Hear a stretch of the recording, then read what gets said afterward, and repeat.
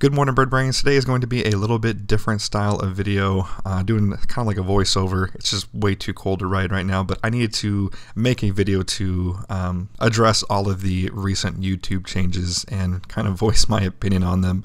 So probably going to hurt some people's feelings today, but hear me out. So as of yesterday, January 17th, YouTube announced that it is going to be restructuring its YouTube Partners program. Now, for those of you who are unfamiliar with that is, YouTube Partners is the ad revenue, the ad generation, how creators get paid. Prior to this change, a channel needed 10,000 total channel views to join the program, which if you've never been a YouTuber or anything like that, 10,000 views is really not that much. Granted, it's probably not going to be your first video. You're probably going to have to work out a little bit to reach that starting point. But 10,000 views is nothing. It's not outside the realms of what's to be expected from YouTube to make sure that the channel is a real channel. It's not putting out some type of copycat content or just viral grab content to try to make money. It's basically just a preliminary vetting process to make sure the channel is a real channel. But as of January 17th, they have now raised those requirements to needing 1,000 subscribers and 4,000 hours of total view time. Now, 1,000 subscribers is obviously just 1,000 subscribers, but to clarify on the 4,000 hours of view time, for example, if someone puts out a 10-minute video and 10 people watch it, that is 100 minutes of view time. It's not saying that they need to upload 4,000 hours of content, but have 4,000 watched hours. And I'm seeing from a lot of the smaller YouTubers, specifically in the motovlog community, that they are quite upset about these changes. So after the release of this information, I saw a bunch of outrage on things such as the Facebook motovlogger pages and things like that, groups where motovloggers get together, and people were really pissed off, and to me they were whining and they were crying. So for example, this is the first post that I saw. So YouTube won't monetize our videos now if we don't have 1,000 subs and 4,000 hours of watch time. That means till the time we reach that level we are just investing our time and money for nothing. So let me get this straight. You expect YouTube, a multi-billion-dollar company, to be addressing each individual small channel and putting all the resources and all their time towards videos that are getting maybe 100 views, if that. And also I want to highlight a word right here: investing. When you start a channel, when you start putting your time and effort into it, it is an investment. Most investments, you're not going to see a return on those investments for quite some time. I personally think that these new goals are completely achievable. They are completely reasonable. For example, 1,000 subs is, don't get me wrong, 1,000 subs is quote unquote hard. It is not an easy feat to accomplish, but it's not something that is completely out of the realm of possibilities. I feel that these changes are really going to weed out those people who are just out there to grab what little money that YouTube was paying out, compared to the people who actually want to create a channel, to put the time and effort into the channel to make it something worth watching, something that's going to draw the views, something that's going to make YouTube money, in turn making them money. If you're getting into YouTube to make money in the first place, you're doing it for the wrong reasons. If you don't like doing it because you like doing it, chances are your content's gonna suck ass. That's pretty much just the general hardship of it. If you're doing it for the wrong reasons, no one's gonna wanna watch your stuff. Going back to the 1,000 subscriber remark, for example, I will actually show my personal stats. I uploaded my first video on June 22nd of 2016. It took me until December 26th of 2016 to reach that 1,000 subscriber mark. About just over 6 months. In that 6 months, my estimated YouTube ad revenue was $44.67. $44.67 in 6 months. Obviously, this is not enough money to feed a family, to make a living. Hell, I paid more than $44 just in my video editing program. Not even considering my cameras or anything, my computer or anything outside of that. $44 wouldn't even have paid for my video editing program. If you break it down evenly per month, you're looking at $7.45 per month, but of course that's not accurate, as it does go up as time goes on. And 6 months is actually kind of a long time for 1,000 subscribers if you look at other channels. For example, a new-ish motovlogger kind of has come across my sites here thanks to, I want to say it was Blockhead or Dan, one of the Harley guys recommended him. John Maxwell, in 4 months, he's got about 4,400 subscribers, so he's obviously grown at a much faster rate than I did. But if you watch his content, it's because his content doesn't suck. His content is good. His content is worth the time and effort that YouTube would have to put in to pay him his ad revenue. His videos get the views. If you're not getting the views, why would you expect YouTube to give you the money? I'll throw out some more stats here just based off of pure numbers, and these were provided by YouTube. 99% of the channels that are going to be affected by this change, 99% of them made less than $100 in the past year. 90% of those made less than $2.50 per month. Basically what they're saying is the videos that these creators are putting out are not getting YouTube money to the point where they're not comfortable spending the resources to then grant that channel money. It makes complete business sense. Think of it as, let's think of it on a business perspective. Say for example, if you owned a factory, you ran a factory line that built, let's say, speakers. If you had a guy that worked 40 hours a week and could build 7,000 speakers in his 40 hours, would you spend the same time and money making sure he is compensated correctly as the person who could make 3 speakers in those same 40 hours? You probably would not even hire someone who can only make 7 speakers in 40 hours, which is exactly what YouTube is trying to say. Think of it as a unpaid internship. Pretty much any high-paying job is going to have some sort of unpaid internship below that job, whether it be the male person or what have you. You're going to have to work your way up. You're going to have to put in the time and the effort to push through to get to the point where you are making the money. Now, I understand I might come across as insensitive or unempathetic, but it's completely the opposite. If you've been a fan of the channel for a while, you know it wasn't more than a year ago where I was barely hitting that 1,000 subscriber mark. I've said it once and I'll say it again, that 1,000 subscribers is hard. It is not easy. But if you're not willing to put in that amount of effort, I don't expect YouTube to put in the effort and the resources to pay you your $100 for the past year.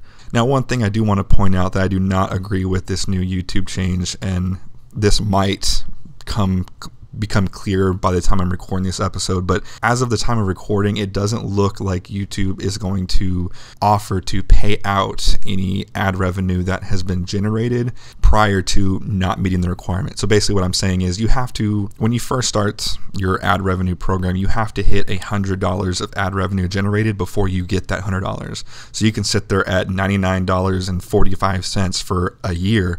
If you don't hit that $100, you're not going to see that money.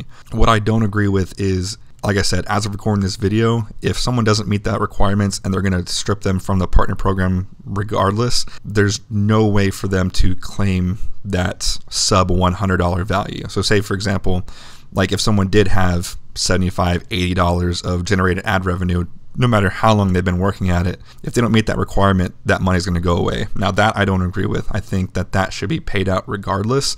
I feel like that would even help push that person. So if they got that $8 check, they might say, okay, well, I'm not there yet, but I do see this money. I do see that it could potentially be something someday. I'll keep working at it. So I will say, like I said, not being unempathetic or trying to tear anyone down, I couldn't tell you the amount of time, the amount of messages that I have sent helping startup motovloggers. Not so much, and even YouTubers in general. I even have people like, so-and-so's niece wanted to start a YouTube channel for makeup reviews. What would you recommend? I will help any single person that reaches out for help, but I am not going to go out of my way to provide unsolicited advice. I feel like that's not my place to do so. I don't like when people do that to me, so I'm not going to do it to somebody else. But if someone comes to me and asks me for help, I will help them. I am totally for helping the smaller people gain subscribers, gain that viewership, improve their content. I also don't want this to come off as I am on my high horse. I mean, I don't even have 10,000 subscribers, guys. I really am nothing on the grand scale of YouTubers. Hell, I'm not even anything on the grand scale of Harley vloggers. I mean, there's a good handful of Harley vloggers that are getting way more views and have way more subs than I do. So I don't want this to be taken out of context in that way either. But my last and final point that I do want to address is I can already see that this change is working. The reason I say that is the motovlogger pages on Facebook have been flooded with people trying to grow their channels, to gain more subscribers. My question is, why did it take you losing your $2 a month to get the fire under your ass? If you didn't have that drive, if you didn't have that grind, that work ethic when you were making $2 a month, what makes you think that that's going to change if you're making $10 a month? If you don't have that passion, if you don't have that grind, that's not going to change with the amount of money you're getting. But like I said, I'm already seeing smaller motovloggers reaching out to see what can they do to better rank their videos, to put better titles. What tags are you guys using? I've seen that pop up a couple times. So I feel like it's a good change. I mean, I think I've made my opinion quite clear at this point, but I feel like I just feel that some people are overreacting and getting way bent out of shape, pretty much pointing the finger at the wrong people. It's not YouTube screwing you out of money. It's not YouTube, saying, oh, piss off to all the smaller YouTubers.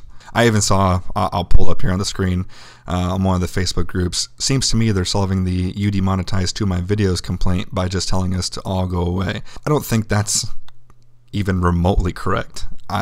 Once again, going back to resources, every video that's getting ad revenue is taking up some bit of resources. If they raise the bar of channels of what's getting monetized, that's going to free up some resources so they can maybe figure out this algorithm that is obviously completely broken. I mean, I voiced my opinion on that many a times.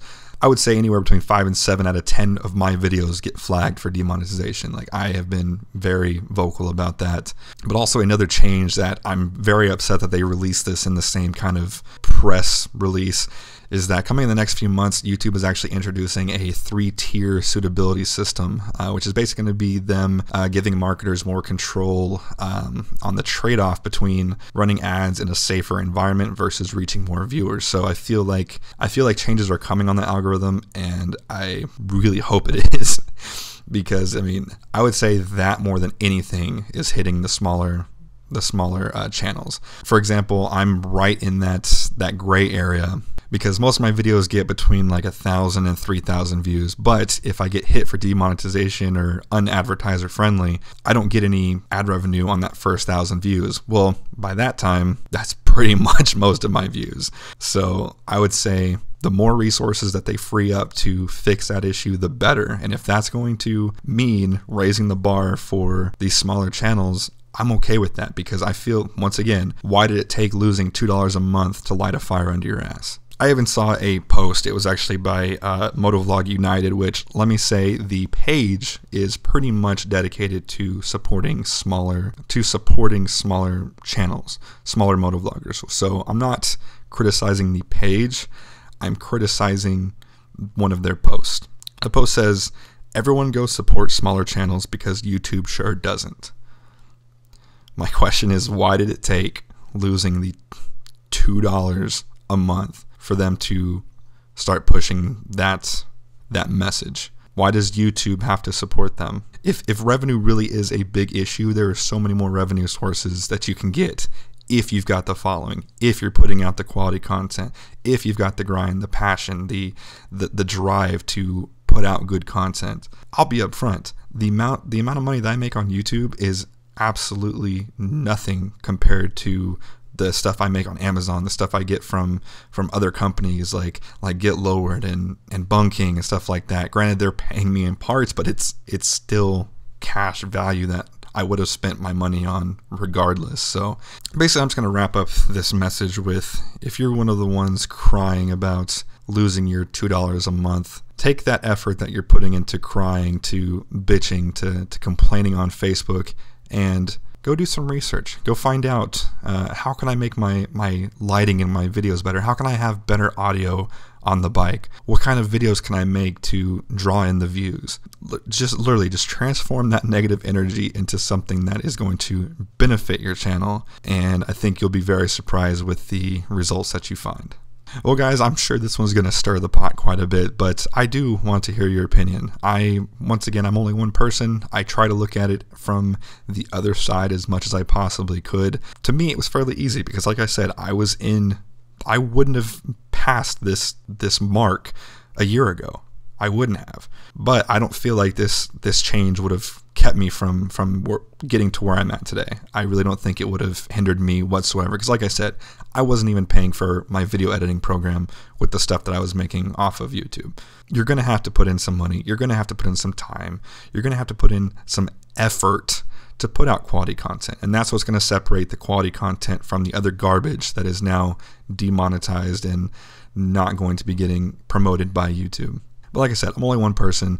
If you have something that you need to say, go ahead, feel free to leave it down in the comments. I will love to have a discussion with anyone who is willing to provide a valid argument on the topic. Well guys, that's going to do it for me today. If you like this video, please hit that like button. If you haven't already, go ahead and punch that subscribe button. And as always, thank you for watching, and I'll see you guys next time.